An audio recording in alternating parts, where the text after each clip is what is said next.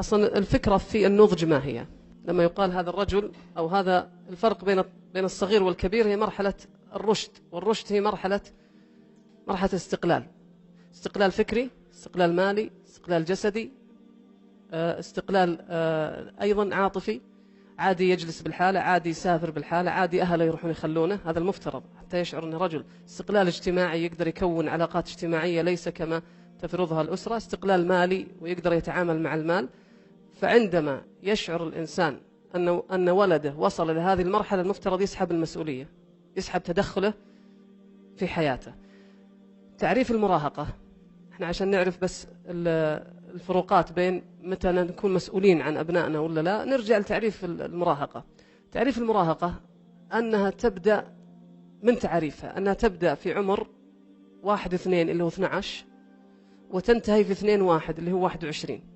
يعني متوسط أقوال علماء النفس في هذا الإطار أنها تبدأ في عمر 12 وأنها تنتهي في عمر 21. جيد؟ لكن هذا الكلام ليس دقيقا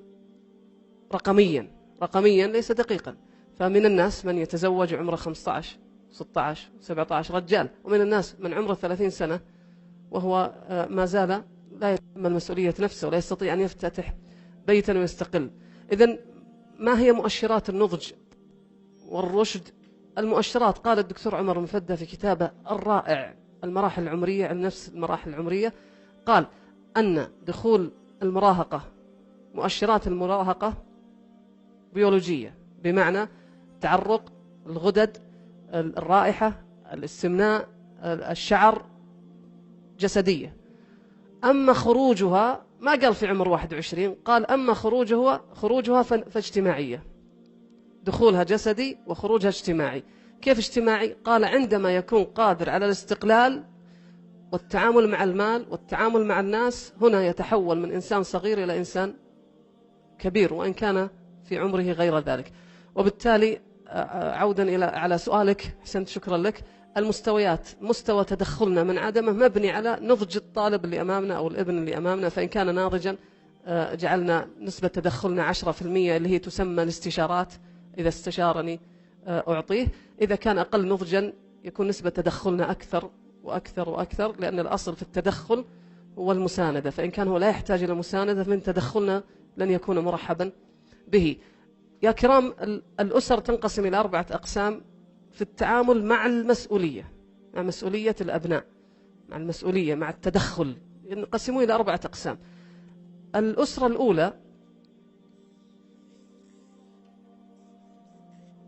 الأولى تعيش مع الأبناء لحظة بلحظة، تقودهم، يتدخلون في كل شيء.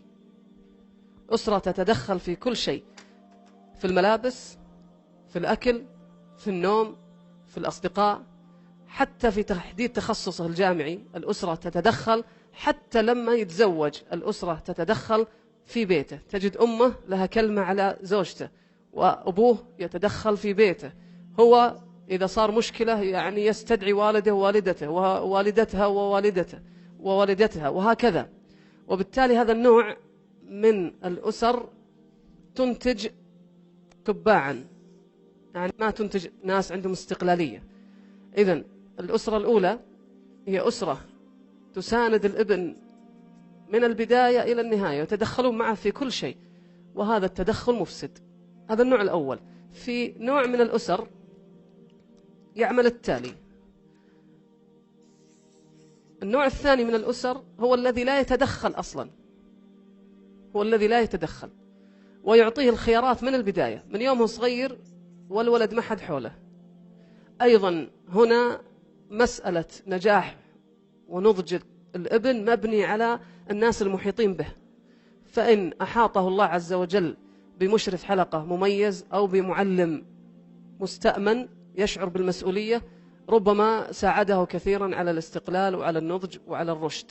إذا ما واجه بيئة جيدة فنسبة الانحراف ستكون عالية جدا، لأن ما عنده أحد، ما حوله أحد. هذا النوع الثاني من الآباء أو من الأسر اللي هو عدم التدخل. إذا قلنا هنا تدخل مستمر، هنا تدخل عدم تدخل. ما عليه من العيال أبدا، قد يكون منشغل، قد يكون عنده بيتين، قد يكون عنده استراحة ولم يقدر مسؤولية التربية وهكذا. النوع الثالث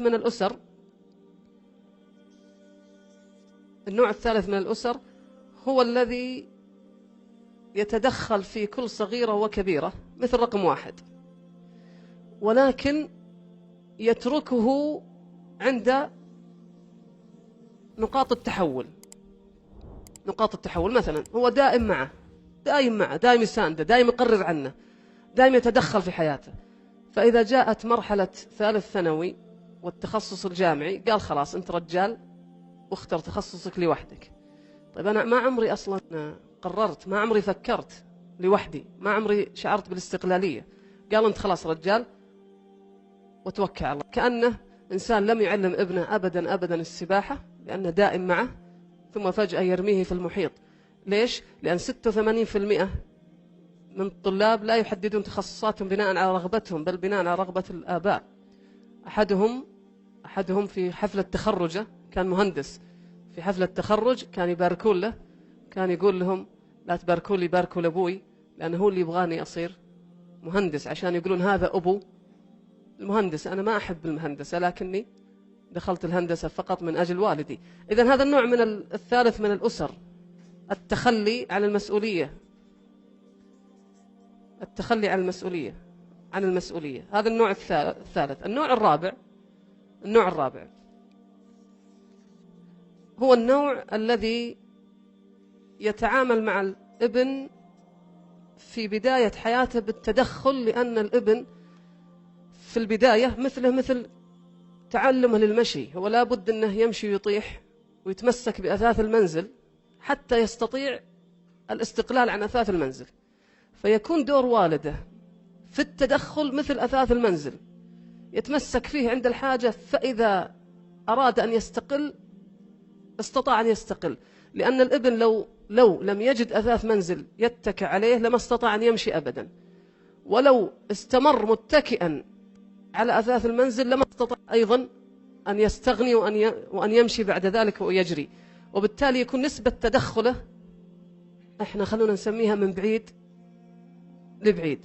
فيأتي من هنا، يتابع من هنا، يساند من هنا، يراقب من هنا، ولكنه يجعل الابن يتحمل مسؤولية حياته. ويكون هنا تسمى المسؤولية التربية على المسؤولية.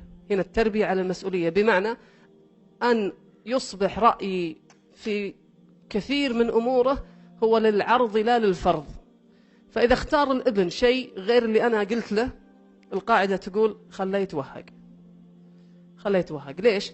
لأن نجاحه وفشله يقوي عضلاته العاطفية، يبدأ يصير قادر على تحمل الصدمات والفشل، لأن الحياة ليست دائما حياة نجاح وتيسير، وإنما هي حياة بنيت على النكد، ولحظات الصفاء قد لا تكون كثيرة، وبالتالي يعتاد الإنسان على أنه يعيش في مثل هذه الحياة. هذه 4 أنواع من الأسر تربي على المسؤولية من عدمها. هذا على مستوى الأسر. طيب فيه 3 أنواع من الأمهات. 3 أنواع من الأمهات. من الأمهات يا كرام من يسمى أم الأطفال. هذا نوع من الأمهات، أم الأطفال.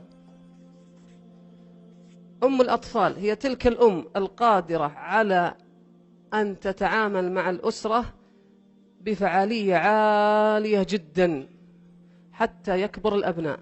فإذا دخل الأبناء مرحلة المتوسط وصاروا رجال، هي لا تستطيع أن تتعامل معهم، فتترك الحبل على الغارب. يعني الأب هو الذي يتولى كل شيء، فهي لا تستطيع، تقول ما عاد أقواهم، ما عاد أقدر عليهم، ما عاد أقواهم، ما عاد أقدر عليهم. هذه اللغة هي لغة أم الأطفال التي تجيد التعامل بفعالية عالية جدا مع الأطفال. إذا كبروا عيالها ما تقدر تتعامل معهم، لا تستطيع، ما عندها نفس، ليس هذا نمطها. لذلك هي جدة بارعة،